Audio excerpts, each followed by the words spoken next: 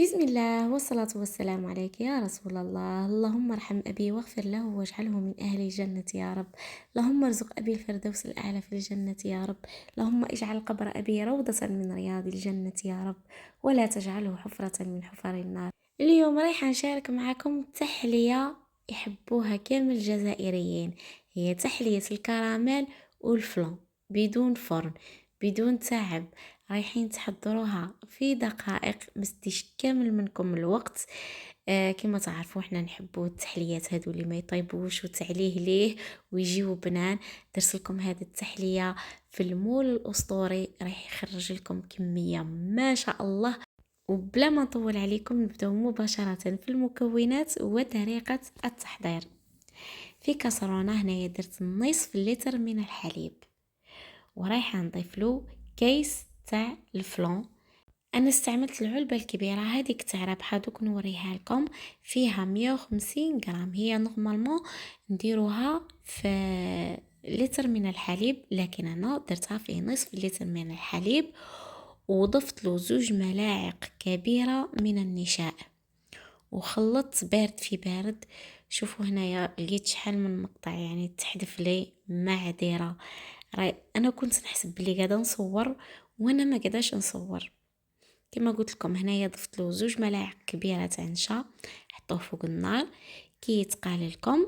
شوفوا هنايا من بعد ما تقال لي نديوه مباشره نحطوه في اناء، نخليه حتى يبرد. كي يبرد لكم تحطوه في الثلاجه، خليوه يبرد مليح مليح، ومن بعد تشوفوا كيفاش رايحين نديرو.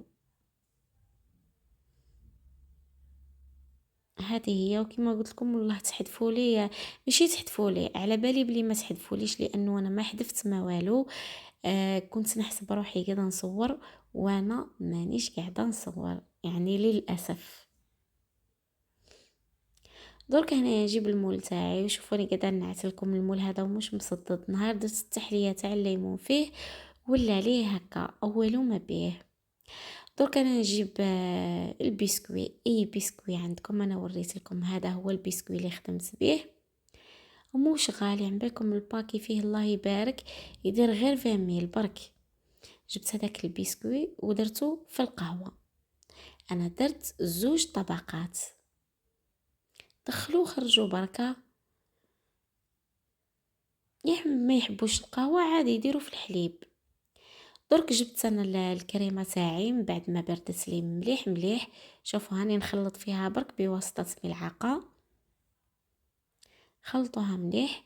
درك هنا شوفوا واش راح نضيف لها. حنضيف لها 4 كاس نتاع الشونتيي، ومن بعد ضربتهم جيدا وضفت لهم نصف حبه تاع الموز تكون مرحيه مليح.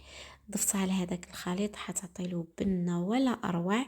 ومن بعد درتها فوق الطبقه الاولى، طلعتهم بالباطوغ عفوا مليح. ومن بعد درتهم فوق الطبقه الاولى، ومن بعد زدت طبقه واحده برك تاع البسكوي كنت غطسته مليح في القهوه. درت طبقه واحده، ومن بعد نزيد ندير الطبقه الاخيره نتاع الكريمه، وحطيت الموز هكا.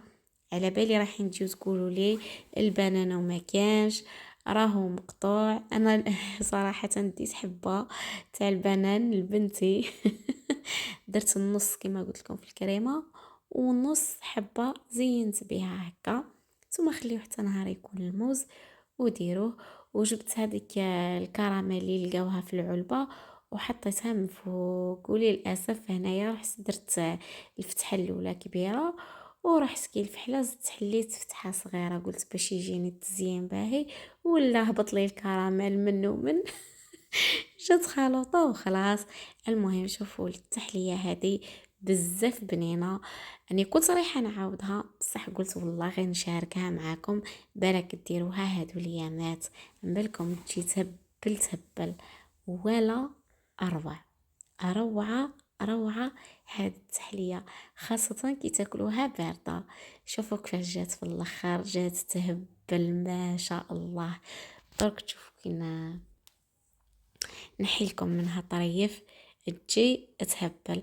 جربوها ليش ما عندكمش البنان، جربوها عادي ديروها غير بالفلون والكراميل من فوق.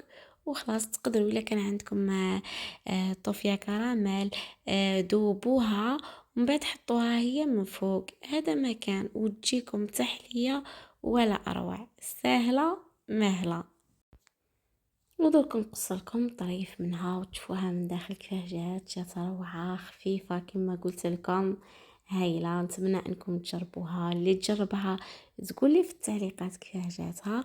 ودرك ما بقى لي غير نقول لكم حبيباتي ما تنساونيش بجيم لا فيديو وتبارطاجيوه مع حباباتكم وصحاباتكم. ودرك ما بقى لي غير نقول لكم مع السلامه، في امان الله.